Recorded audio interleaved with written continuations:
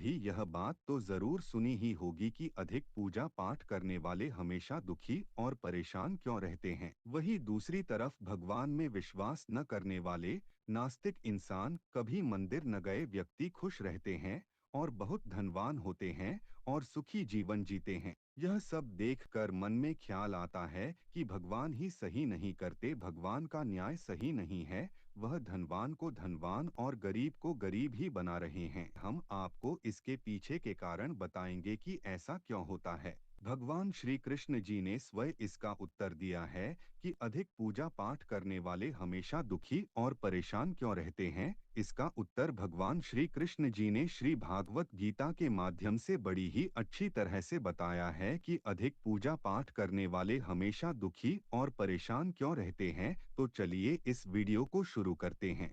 यह बात द्वापर युग की है, जब भगवान श्री कृष्ण और अर्जुन के बीच बात हो रही थी। तभी अर्जुन ने भगवान श्री कृष्ण से पूछा, है प्रभु, जो अधिक पूजा पाठ करते हैं वह हमेशा दुखी और परेशान क्यों रहते हैं, जबकि जो लोग भगवान का नाम नहीं लेते, भगवान का स्मरण बिल्कुल भी नहीं करते और हमेशा गलत कार्य में लगे रहते हैं, उन लोगों को मैं सुखी देखता हूँ।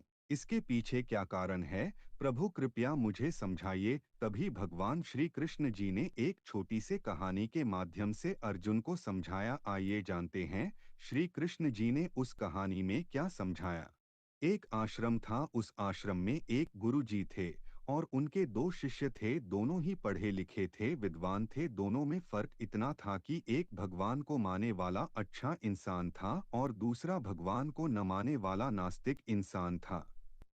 पहला भगवान को मानने वाला इंसान जहाँ कहीं भी सत्संग, जागरण, आरती होती थी वह वहाँ पहुँच जाता था और भगवान की भक्ति में लीन हो जाता था। और वही दूसरा भगवान को न मानने वाला इंसान इन सब चीजों से बहुत दूर था और शराब पान भी करता और स्त्री गमन भी करता था और बहुत बुरे कार्य करता था। वही एक दिन शराब पीकर वह अपने घर की तरफ जा रहा था, तभी उसको नोटों से भरा बैग मिल जाता है। उस बैग को देखकर वह बहुत खुश हो जाता है और कहने लगता है, मैं अब धनवान हो गया हूँ, अब मैं अपने जीवन की सारी जरूरतें पूरी करूँगा। और वही पहला शिष्य एक सत्संग से लौटकर अपने घर की तरफ जा रहा था। तभी रास्ते में चलते हुए उसके पैर में बहुत तेज कांटा चुभ जाता है और उसके पैर से खून बहने लगता है और वह रोता है और भगवान का नाम ले रहा होता है।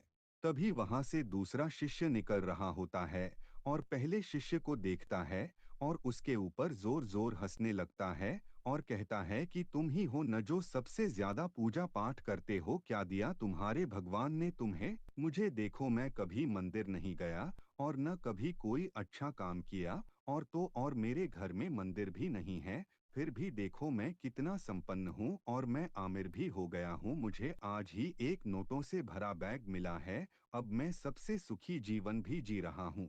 उसकी यह बात सुनकर पहले शिष्य के मन में भी आया कि यह बात तो सही बोल रहा है।